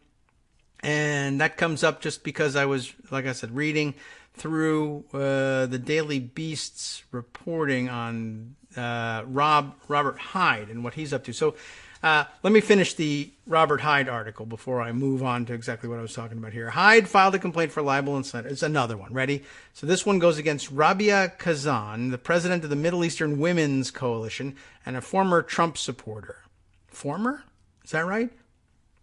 In an interview with NBC News in January, Kazan said she dated Hyde for 3 weeks in 2019 after meeting him at the Trump Hotel in Washington, D.C., and that Hyde never stopped talking about me. In court papers filed on Monday, Hyde disputed the claims and accused Kazan of harassment. She claims we had a relationship. We didn't. She's defaming and slandering my reputation and hurting me, my family, and business. Sound familiar? He just said that about the other guy. I only met her at Trump D.C. once and saw her there once, maybe twice, he wrote. When asked for comment, Kazan said, I'm filing a lawsuit against him now. I went to the police. Wow, that's pretty complicated and weird and just claims and counterclaims, and I don't know who, if anybody, to believe. But I did check it out, and I just Googled it all to get the name. It was Christiane Allen. And then I Googled Christiane Allen and Middle Eastern women in order to get at least one source to hit on. The first one that popped up was from Politico, and I don't know whether we read this particular profile of her, but I assume I'll skim through it to see if I can't find reference to it. But I know that one of the profiles we read about her at one point listed the Middle Eastern Women's Coalition, or whatever the group was called, as one of her resume points, and seemed a little bit weird because, again, she was extraordinarily young and not Middle Eastern, as far as we could tell, and yet held a fairly serious sounding position there, supposedly. Here we are. Allen's Twitter bio, LinkedIn, and an old personal website list an array of suitable credentials, according to the Politico reporting. Representative of the Trump Victory Finance Committee, the official joint fundraising committee for the re-election campaign, and video columnist for the Daily Caller, spokeswoman for Trump's 2016 presidential campaign, and executive director of the Middle Eastern Women's Coalition. So just so we're clear on what we're talking about here, and I don't know how clear we can really be, but Robert Hyde is texting with Lev Parnas about the supposed, at least, surveillance of Marie Yovanovitch in Kyiv. Parnas, of course, very directly associated with Rudy Giuliani. Rudy Giuliani's new assistant / communications director, Christiane Allen, used to work as executive director of the Middle Eastern Women's Coalition, run by, Rabia Kazan. Rabia Kazan says she was dating Robert Hyde. This is a very weird and incestuous loop, but I guess if they all hang out in the Trump Hotel and socialize there, I guess that's going to happen. It's just kind of odd. It doesn't prove anything by itself. It's just weirder, closer associations than you would ordinarily think were possible. I guess all it really proves is that they do all spend way too much time in the hotel, and that place is basically ought to be nuked from orbit, essentially. I mean, basically everybody in there is cutting some kind of a corrupt deal at some point to try to grift off of the Trump family, which is in turn already grifting off of the rest of us. Ugh, it's really rather disgusting, but okay. Let's see. So, should we already had the Aaron Blake tweet discussed at some point when Greg brought that up. I think we're kind of caught up then on what happened today with regard to Hyde and the Parnas crew. Now I have myself questioning whether I go back into my into Pocket and continue in the direction I had thought we were going to go with the Stone case, or whether I jump back to where we left off with Parnas and DeCalloway and the rest of these crazies. I don't know. Let's see.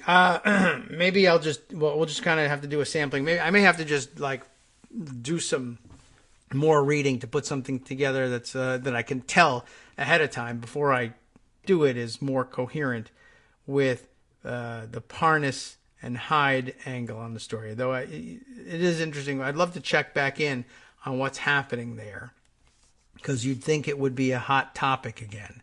Anyway, let me instead offer you this piece from Fortune magazine to give us a little bit more. Oh no, look at that. They're only going to give us a half of the story too. Okay, so for whatever reason, the story, I wanted to give you the story of more background on what Amazon's Jeff Bezos was doing with his lawsuit in order to maximize the pain in it for Donald Trump personally. We can read a little bit more of this piece from Fortune than we were able to read from TPM when they reported on it. So we'll scrape a few more details out of it. I don't know why everybody seems to feel the need to protect their interest in this story, but I'm sure I can find other sources for it. I just didn't realize that this was blocked until further down as I scroll down. Anyway, a competition, that's by way of backgrounder here. Let me give you the headline. Can Amazon convince a federal court to depose Trump over a $10 billion Pentagon contract? And here we're talking about deposes and taking the deposition. I would love to see them depose him from office, but this is instead deposing him, legally speaking, asking him questions in the lead up to this suit. Morgan Enos writes the protected article here for Fortune. And background. a competition between Microsoft and Amazon to supply $10 billion worth of cloud computing services to the Department of Defense was decided, controversially, in October. Despite Amazon Web Services, or AWS, dominating nearly half of the public cloud market, the DoD opted to give Microsoft, whose intelligent cloud segment, Azure, is a smaller piece of the pie. They're giving them the JEDI, Joint Enterprise Defense Infrastructure, JEDI project. Okay. Citing the president's misgivings with Amazon founder Jeff Bezos, the tech giant responded with a lawsuit against the Pentagon claiming that the decision process was tainted by bias. And why not? After all, we're seeing decisions at high levels in the Department of Justice tainted by bias, so not that hard to believe, right? Now, Amazon is taking things a step further by petitioning a federal court to make Trump, Defense Secretary Mark Esper, former Secretary of Defense James Mattis, and 5 other parties, including chairpersons of the Source Selection Advisory Council and Source Selection Evaluation Board, all explain themselves in depositions. That would ordinarily be a part of the course of action here, except for the fact that you're talking about some pretty high-ranking government officials being pulled in here. But the suspicion is that they interfered. You're going to have to prove it. And the way to prove it is, of course, ordinarily, you would take their depositions and see what you can get. President Trump has repeatedly demonstrated his willingness to use his position as president and commander-in-chief to interfere with government functions, including federal procurements, to advance his personal agenda, an AWS spokesperson tells Fortune. Case in point, everything you're reading in today's headlines about Roger Stone, and for that matter, a few weeks ago about Michael Flynn, and probably later about Paul Manafort, when he finally pardons the guy. The question is whether the President of the United States should be allowed to use the budget of the DoD to pursue his own personal and political ends. It is without question that Trump has harbored animosity towards Bezos. In 2015, he opined on Twitter that the Amazon founder has, quote, the power to screw, maybe, that's not the word that he used, the public. While in the Oval Office, he's repeatedly lobbed insults at the Bezos-owned Washington Post, citing Trump unfriendly coverage. That's as far as I can take you without registering for an account, I guess, with Fortune. But I assume that there's probably some reporting out there that we could look at, and maybe I'll have to pursue that. I really thought this was going to take us further, unfortunately. Sorry about that. But anyway, maybe that's all we really need to report at the moment and plant the seeds there. Absent a Trump-influenced and Trump-biased judiciary, you might actually get somewhere with a claim like that. I mean, it's certainly the evidence is stronger than ever that a deposition would bear fruit in terms of exposing the president's insistence on inserting himself into decisions like this. And of course, if it comes to pass that they do make this request and it looks like they'll get a chance to depose, or I guess when the decision is pending, I assume you'll see Donald Trump screaming about it and leaning on the judge again as well. And I think we're only about 15 minutes away from Donald Trump personally taking on the judge in the Stone case. I mean, he's already mentioned the judge, that somehow he feels it's extraordinarily unfair that the same judge has been handling all the cases related to the Mueller investigation that they're prosecuting in D.C. It's actually sort of standard practice. And I assume it will end up resulting in personal attacks on the judge. And who knows where it goes from there.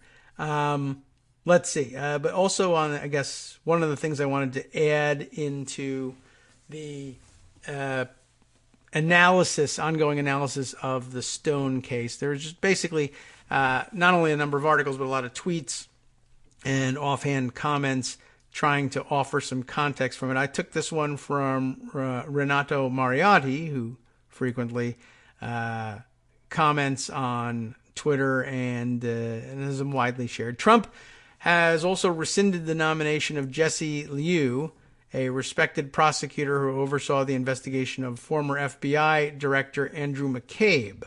So that's another of the motivations out there that hasn't yet been mentioned about why Trump would rescind the nomination of Jesse Liu, formerly the D.C.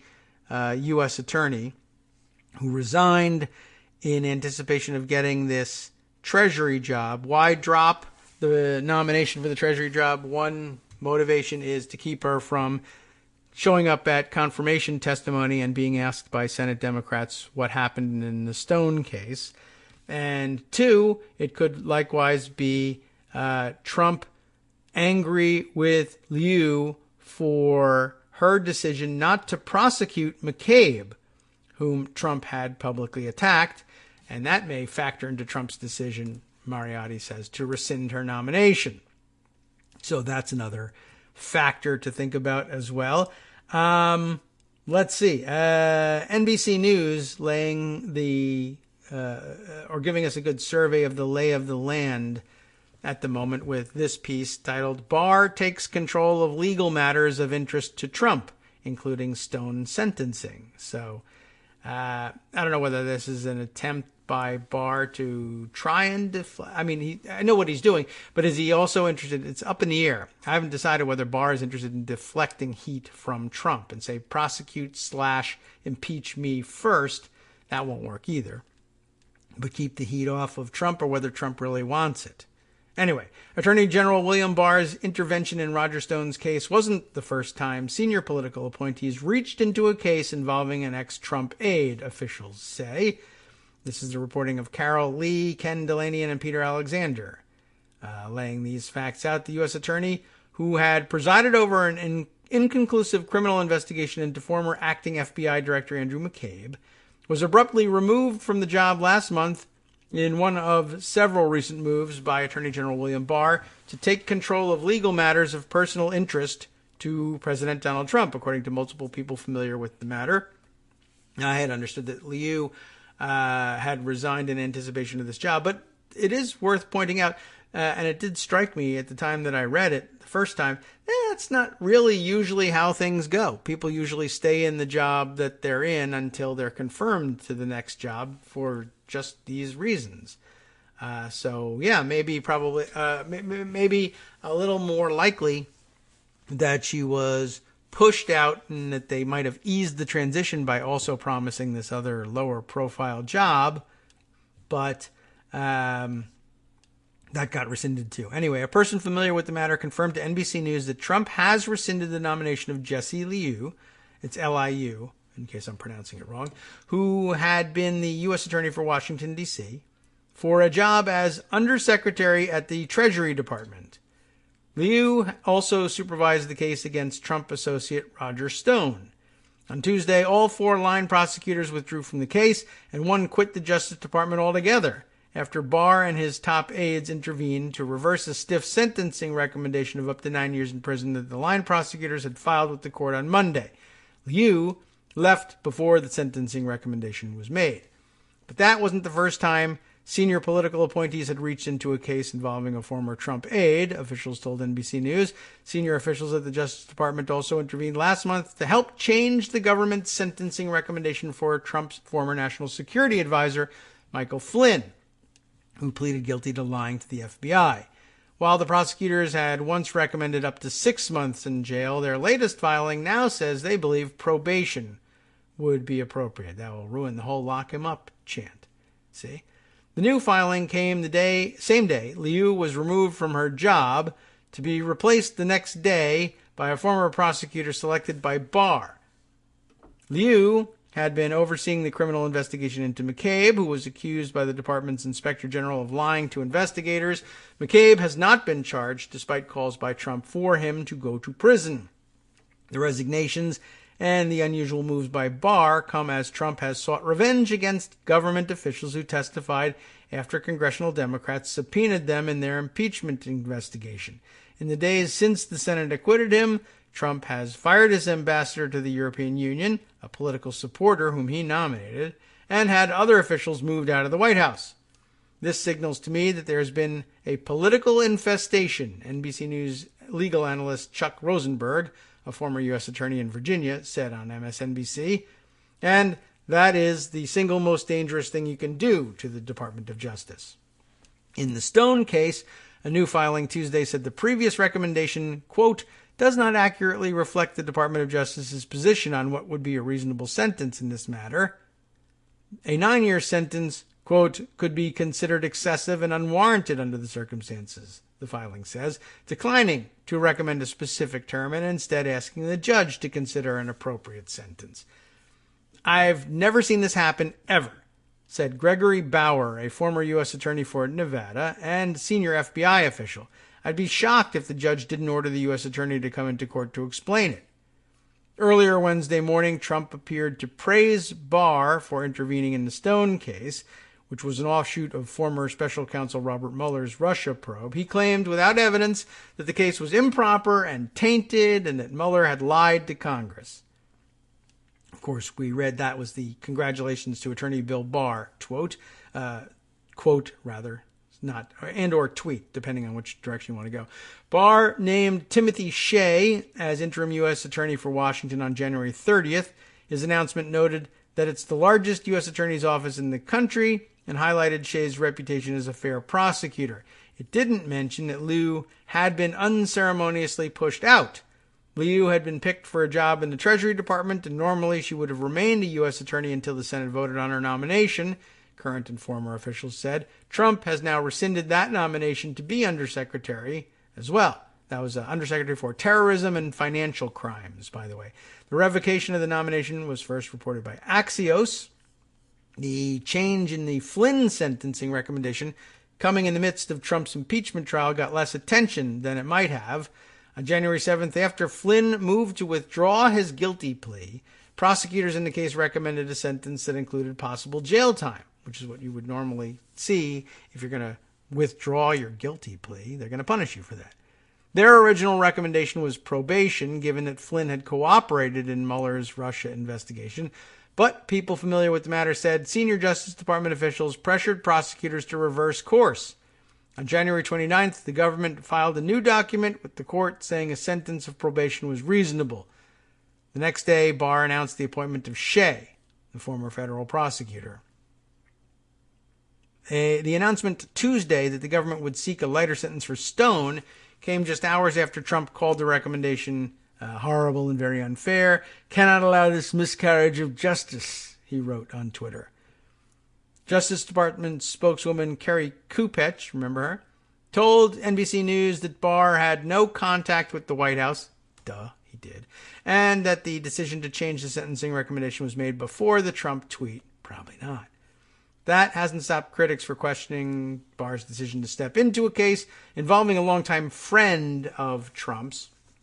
And it was Jesse Lee, whose very good tweet reminded me that, yes, if you're focusing on the fact that they're friends, you're missing the point. He's the best witness against him in the Russiagate probe. That's why he's intervening, not because of friends. Trump doesn't have friends. He has transactions partners. Anyway, let's see. Finishing things up here.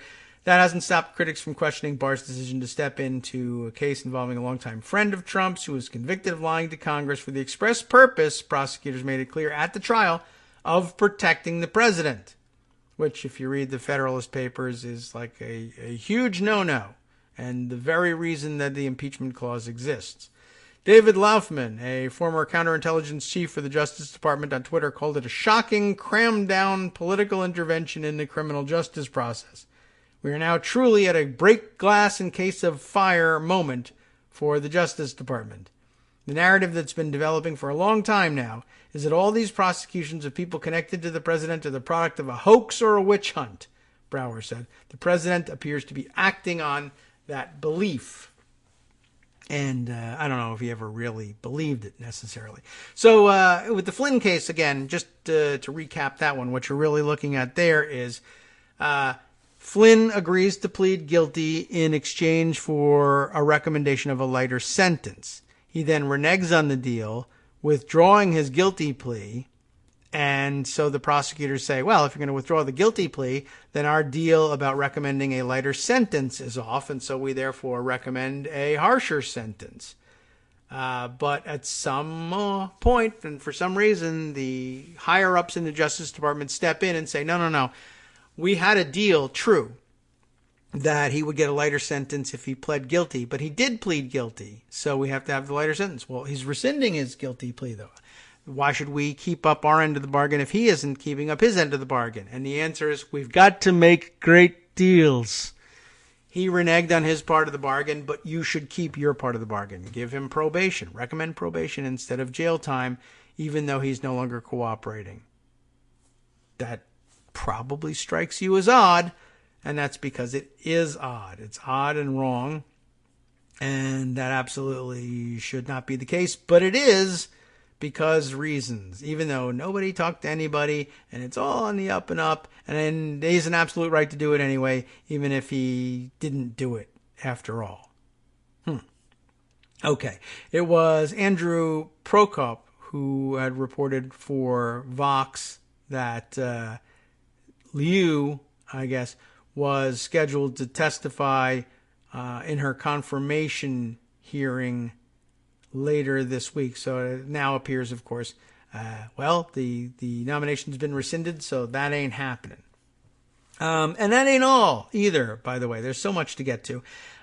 Someone else has had their head put on a pike. Jonathan Chait, writing in New York Magazine, that Trump fires the defense official who was responsible for raising the red flag about the delays in the Ukraine funding. Trump fires defense official for refusing to break the law on his behalf.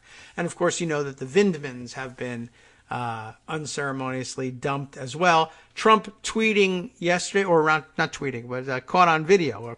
He was doing a press availability. Video circulating on Twitter yesterday of him saying that he thinks the military ought to consider disciplining Alexander Vindman. Based on what and for what crime? Saying bad things about the commander-in-chief. But that one, that's separate from this one. Jonathan Chait, again, writing, 2 days after Senate Republicans acquitted President Trump on both counts of impeachment, the Trump administration fired a number of national security officials. You know about Sondland, you know about Vindman, for voluntarily testifying before the House, as well as the latter's twin brother, Yevgeny Vindman, both lieutenant colonels in that case. Is that right? I didn't even realize that. For being related to Alexander, and that's enough for Trump. Now the Friday Night Massacre is extending into this week. We have, of course, the Tuesday Night Massacre at the Department of Justice. But the New York Post reports that the administration is retaliating against Elaine McCusker, whose nomination for Pentagon Comptroller and Chief Financial Officer has been pulled. What's especially chilling about this move is the reason for the retaliation. McCusker is losing her job because she attempted to follow the law. A big no-no, I guess, in the Trump administration. There's no cover story to rationalize it. That is the cover story. This administration needs people who are committed to implementing the president's agenda, specifically on foreign policy, not trying to thwart it, a White House official tells the paper. But, of course, you know, she wasn't necessarily seeking to thwart the administration's agenda. She was just trying to keep them in line on terms of the law. McCusker's crime is quite literally having attempted to follow the law. Over the summer, the Office of Management and Budget was trying to hold up aid for Ukraine that Congress had passed into law because it was trying to extort Ukraine to investigate Trump's rivals. Defense Department officials who were supposed to allocate the funds attempted to implement the policy. Just Security, remember them? Yes, they are the ones who obtained the email chain. And because we're running out of time, I'll summarize it for you. McCusker was the one who said, who had the line of, "Are you serious? I'm speechless," when it came to getting the OMB to admit that they didn't care that the Congress had obligated the money and that the Department of Defense was obligated, not in the, obligated in two different senses, but that they should be sending that money out the door. One, she tried to raise with them first the possibility that if they didn't get their act in gear and obligate that money soon, that the fiscal year would end, and then they would really have a problem trying to recapture that money. But in addition, the fact that they were essentially just saying, well, we'll just, use the same faked up footnote over and over again to say we're having a programmatic review so that the money doesn't have to be obligated. And she just was like, eventually the one who said, are you kidding me? I'm speechless about this. So now she's out too. We'll see whether the so-called commander-in-chief is successful in convincing military justice authorities to come up with some kind of prosecution for Alexander Vindman. I hope not, but we'll see whether we see some people being fired from those jobs as well if they refuse to prosecute him. I don't know. But a good comment made by Liz Power here from Media Matters for America about the Vindman situation. When Vindman was removed, the Trump administration and his right-wing media supporters tried to argue it wasn't retaliation. It was just the normal course of things. He's being reassigned from the NSC, right? Trump, as is the norm, undermines all of their excuses by basically screaming, let's retaliate more to the press. Let's have him prosecuted by military justice officials. He can't help himself. From Daily Kos Radio on netrootsradio.com. You have been listening to the Kagro in the Morning Show with David Waldman. Well, what's worse, of course, is that he feels he's entitled to not help himself, and he doesn't have to help himself. But we'll hear more about that from Justice Putnam on the West Coast Cookbook and Speakeasy next. Roger Stone, a major story online for that one. There's more. Oh, I see Cyprus is mentioned in the international section. Always worth keeping an eye open on that one.